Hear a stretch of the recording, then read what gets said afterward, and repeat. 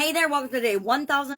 What's she up to now? Sharon Horne-Ellstrom here, sharing the journey originally as I transitioned from brick and mortar corporate world of business to the online world of business, and now a little bit of both and back and forth. I talk about business, I talk about actually just life, success in life, being a better human being, topics about lessons that I've learned throughout my very long life. It increased a year yesterday. But today I'm thinking about and sharing for the annual challenge, the BU 365-day challenge, to do one thing every day that improves us. We're talking about mental well-being this segment.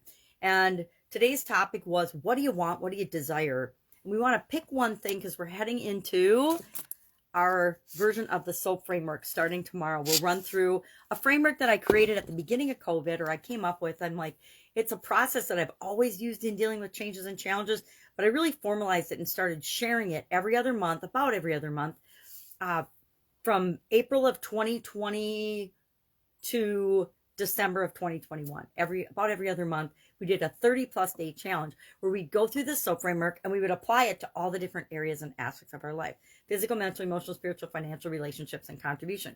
And then in April of 2021, last year, I added communication and confidence because I was working with a coach in those areas. And I thought, well, if I'm learning things, I want to share those things with the people that I'm doing the challenge for.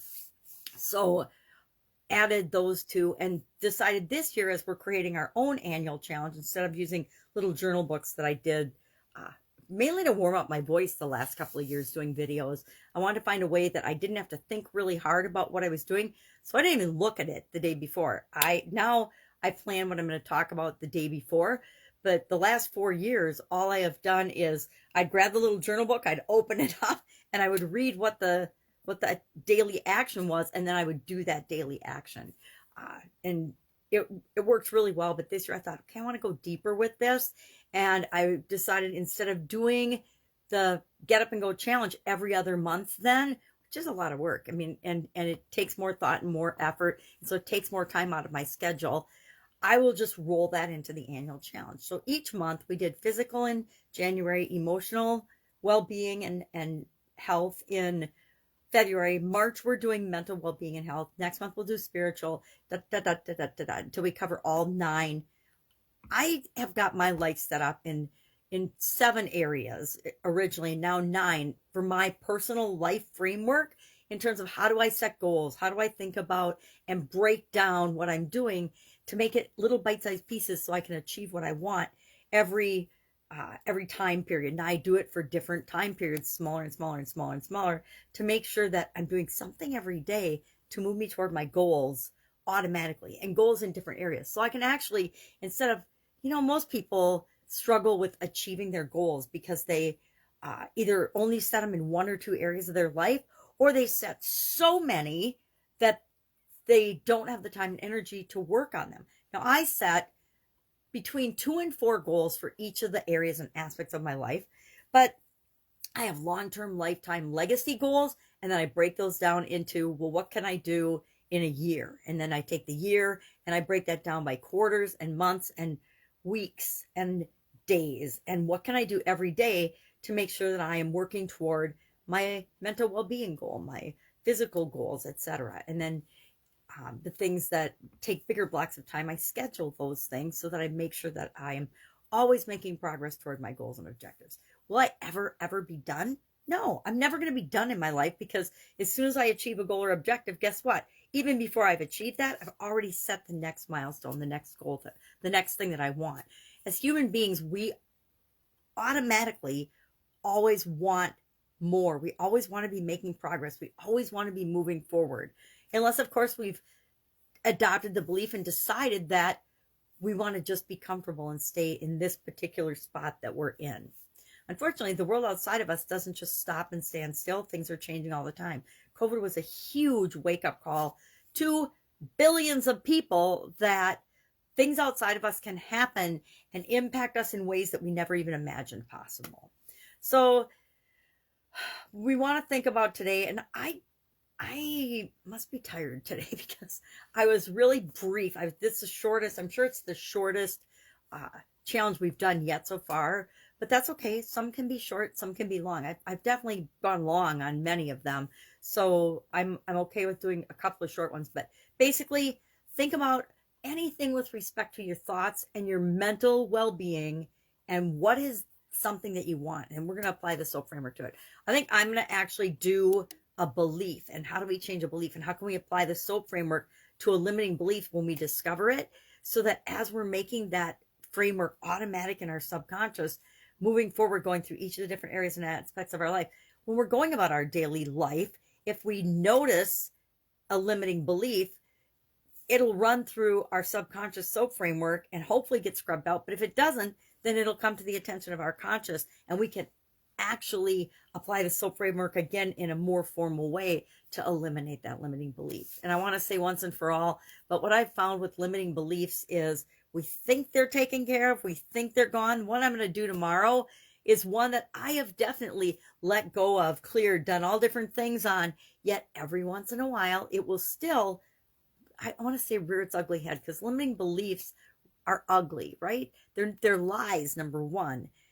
We think that they're just our beliefs, but they're absolute lies that we tell ourselves, and they hold us back from becoming and doing and being who and what we really could be. So our idiom for supersize your business today was peace of mind, P-E-A-C-E, like calm, peace, centered. And I shared 40 plus different ways of achieving peace of mind. And a lot of those I actually do, right? I've had a pretty stressful life over my long life, and had to come up with and figure out different ways to achieve a level of zen and peace. And there's lots of different ways to do that. On Supersize Your Business, you can listen to those. I went through the whole list of 40 plus. And I think I added thinking for yourself, because if we think for ourselves and we do what feels right for us, and it might not feel right for anybody else, but it feels right for us. And you know if something is right or wrong for you. You know if you tell a fib or a little white lie to somebody, if that makes you feel bad, you know that that's not right for you, so then you don't do it. And we all have this little internal guidance system that helps us to know what is right and what is wrong for us. And that's what's important.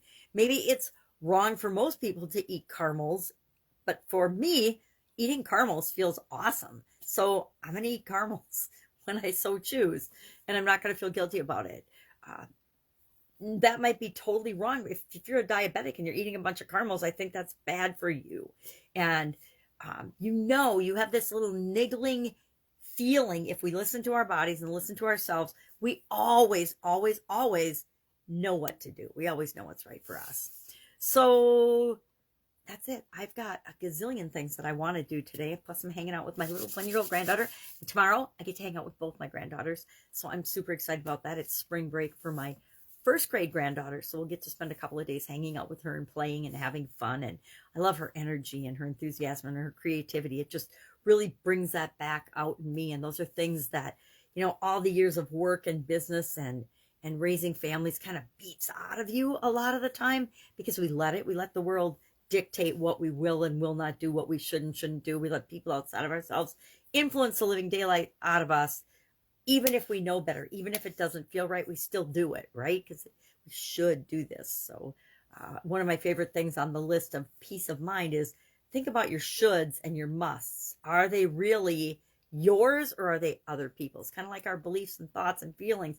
Are they really ours, or are they just things we've adopted from other people, or other people influencing us? Because we can always just say no, right? I am amazed at, once I started saying no to things that I really weren't for me and I really didn't want to do, it freed up so much time for the things that I really do want to do and I really want to have an impact on. All right, any questions, hit me up. If you feel like you don't know what to do and you're stuck on anything, probably business related more specifically than anything else, but sometimes it's just a little thing in other areas and aspects of our life, just ask. I want to be that resource. I didn't offer this yesterday. Some days I do, some days I don't. But I want to be that resource for you if you need somebody to just bounce something off of that you've tried to figure out and you're like, I am stuck. I don't want to admit that I'm stuck, but I'm stuck. And I need to have a jolt or a wake up or some other way of looking at this so that I know what to do so I can take that next step. Um, One of the biggest things I found is when I feel like I'm stuck or I'm procrastinating or something isn't moving the way I want it to, if I just take a deep breath and I say, what is the next thing I can do or should do or will do? What is the next thing? Not the whole big project, but what's just the next thing? What is the next most important thing that I do right now? I'm never stuck. And it's a great way to get out of procrastination. It's a great way to get out of feeling like a victim, feeling like we're out of control. It's a great way to take back control because I don't have to do everything. I just have to do the next thing. Maybe the next thing is I need to go have another cup of coffee, or I need to go have breakfast, or I need to just stand in the window and let the sun shine on my face. Whatever it is. I just, what's the next thing? Not all the things, but the next thing. All right. Have an awesome day, and I will be with you tomorrow.